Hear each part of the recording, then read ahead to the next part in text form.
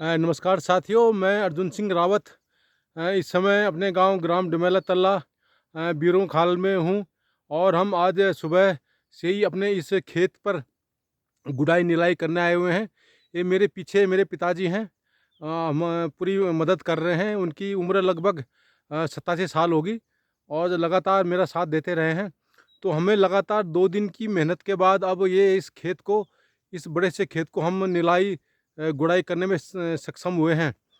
और इस पे लगभग हमने 20 किलो काली हल्दी लगाई थी लगभग 1 सवा 1 महीने पहले। तो हमारी मेहनत है रंग ला रही है।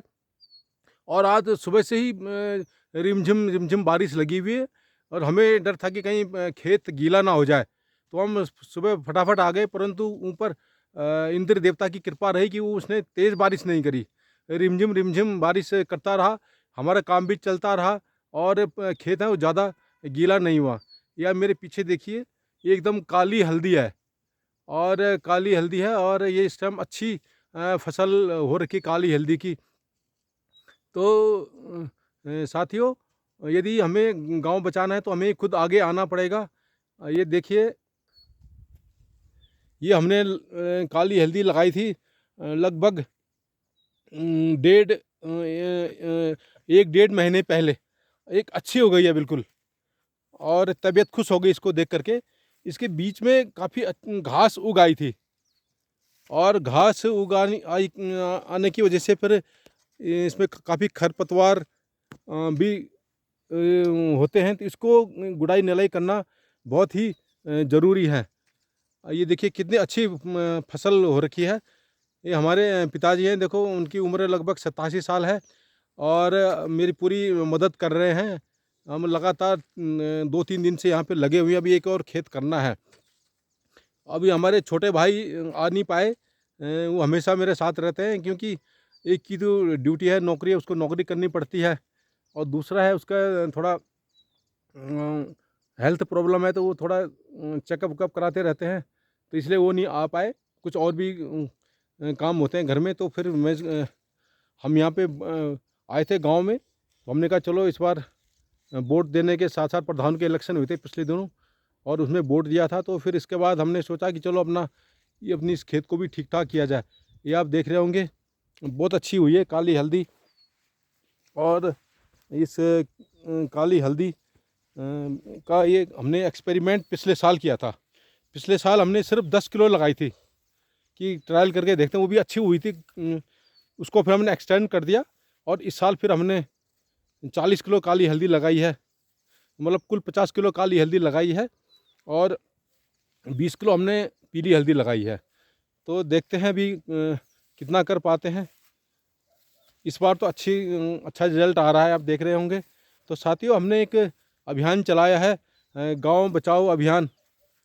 और इसके अंतर्गत हम लोगों को कह रहे हैं कि भाई आपके जितने भी खाली खेत हैं इन पर हमें कुछ ना कुछ ज़रूर लगाना चाहिए। और पहले हमारे जो दादा परदादा थे इन्हीं खेतों पर अपना गुजर बसर करते थे और पूरी फैमिलीज़ को पालते थे। परंतु यहाँ पर आपने देखा होगा कि काफ़ी समय से यहाँ पे ये ग्लोबल वार्मिंग की वजह से यहाँ पे बारिश असमय होती रहती है। इसकी वजह से फिर लोगों ने खेती बाड़ी करना बंद कर दिया। और जिस साल अच्छी बारिश होती थी उस साल तो अच्छी खेती बाड़ी होती थी, परंतु जिस साल अच्छी बारिश नहीं हुई तो खेती बाड़ी नहीं होती थी। और जो थोड़ी बहुत खेती बाड़ी होती भी थी तो उसको ये जो जंगली जानवर है, बंदर है, लंगूर है और काखड़ है, हिरन है, भालू है इत्यादि जो जानवर है, सूअर है, ये बर्बाद कर देते थे। तो लोगों ने खेती बाड़ी करना ही छोड़ दिया। तो हमारे दिमाग में एक चीज़ एकदम उभरी कि क्यों ना हम इन बंजर खेतों को आबाद करें, क्योंकि ये हमारी प्रॉपर्टीज है, हमारे दादा परदादाओं ने बड़ी मेहनत से इनको बनाए हुए हैं। तो हमें इनको ऐसे बर्बाद नहीं करने चाहिए। और इस पे हमने ऐसी चीज़ लगानी चाहिए जिसको कि बंदर, लंगूर, जंगली जानवर नहीं खाते हैं। अब देखो, हमने जब से यहाँ पे ये लगाया है कोई भी जानवर यहाँ पर नहीं आया है, किसी ने भी कोई नुकसान नहीं किया है। हल्दी चाहे अदरक हो, चाहे लेमन ग्रास हो, इस पर जंगली जानवर नहीं आते हैं। सिर्फ एक बार सूअर आता है, सूअर भी इसलिए आता है कि उसको यहाँ पे पानी मिलता है, तो पानी में वो केंचुए-वेचुए करने के लिए खड्डा कर देता है।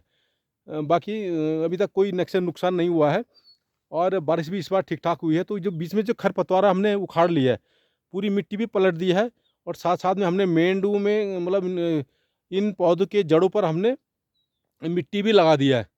तो आज 2 दिन की लगातार मेहनत के बाद हम इस खेत को पूरी तैयार करने में सफल हो गए हैं। ये आप देखिए, ये हमारे इस पास ये पूरा ये बंजर खेत पड़े हुए हैं। ये कितना बड़ा खेत है जिसमें सिर्फ घास ही घास होती है। तो ये यदि हम इन पे कुछ लगाएँगे तो कुछ ना कुछ ज़रूर होगा। तो मेरा यही अभियान, हमारा यही अभियान है, गाँव बचाओ अभियान, कि हमें इन बंजर खेतों पे कुछ ना कुछ लगाना चाहिए। एक समय इन खेतों में बहुत ज़बरदस्त खेती-बाड़ी होती थी और ये जो लंबे चौड़े खेत है, एक हमारा खेत है, ये पड़ोसियों का खेत है और एक आगे भी है, पीछे खेत है। इसमें बच्चे लोग फुटबॉल खेलते थे। बहुत बड़ा फुटबॉल का एक मैदान है ये और टूर्नामेंट होते थे ये इसमें। जब गाँव पूरा भरा था, हमारे गाँव में एक समय में लगभग 280 परिवार रहते थे और प्राइमरी स्कूल में लगभग 100 से ज़्यादा बच्चे पढ़ते थे। तो अब यहाँ पे बिल्कुल भयंकर पलायन हो गया है और मुश्किल से 40 परिवार भी नहीं है और इस प्राइमरी स्कूल में मुश्किल से 8-9 बच्चे पढ़ते हैं। तो यहाँ पे ज़बरदस्त खेती-बाड़ी होती थी, परंतु हमारे यहाँ पे मतलब किसानों को ट्रेनिंग, एक तो यहाँ पे सिंचाई की सुविधा नहीं है, दूसरा उनको ढंग से जो फलोत्पादन की तरफ कन्वर्ट नहीं किया गया, कृषि के नए-नए साधन उपलब्ध नहीं कराए गए और उनको ढंग से ट्रेनिंगें नहीं दी गई, जिसकी वजह से लोग हैं किसानी को छोड़-छोड़ करके शहर की तरफ चले गए। हमारे पिताजी भी काफ़ी साल पहले गाँव छोड़ करके शहर की तरफ चले गए थे और मैं भी 10वीं, जब मैं 10 साल की उम्र थी, तब मैं भी गाँव छोड़ के पिताजी के साथ चला गया था। तो वहीं हमने दिल्ली में ही पढ़ाई करी। परंतु मेरे दोनों छोटे भाइयों ने लगभग यहाँ पे 12वीं तक यहीं पढ़ाई करी है, तो उनको सब खेती-बाड़ी का अनुभव है। तो इसलिए उनको भी ज़रा इंटरेस्ट रहता है, वो भी आते रहते हैं मेरे साथ में। मुझे तो खैर इतना खेती-बाड़ी का अनुभव नहीं है। परंतु मेरी यही कोशिश रहती है कि भैया हम किसी तरह अपने गाँव को बचाएँ और यहाँ की जो भयंकर पलायन जो हो रहा है, इनको रोका जाए और उसका एक ही तरीका है कि हमें पुनः कृषि की तरफ लौटना चाहिए, बागवानी की तरफ लौटना चाहिए और इन जो खाली पड़े खेत हैं, जो हमारे दादा-परदादाओं ने बनाए हुए, इनको हमें ऐसा ही नहीं छोड़ना चाहिए। ये हमारी संपत्तियाँ, परिसंपत्तियाँ हैं, उन्होंने बड़ी मेहनत से हमें बनाई है।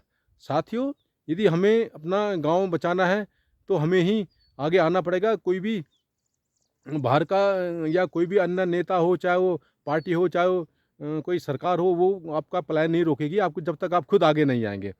तो हमारा यही अभियान है कि गाँव बचाओ अभियान, हम लोगों को प्रेरित कर रहे हैं, उनको मोटिवेट कर रहे हैं कि भई अपने-अपने जितने भी बंजर खेत है, इन सबको आबाद करो और इन पर कुछ ना कुछ ज़रूर लगाओ।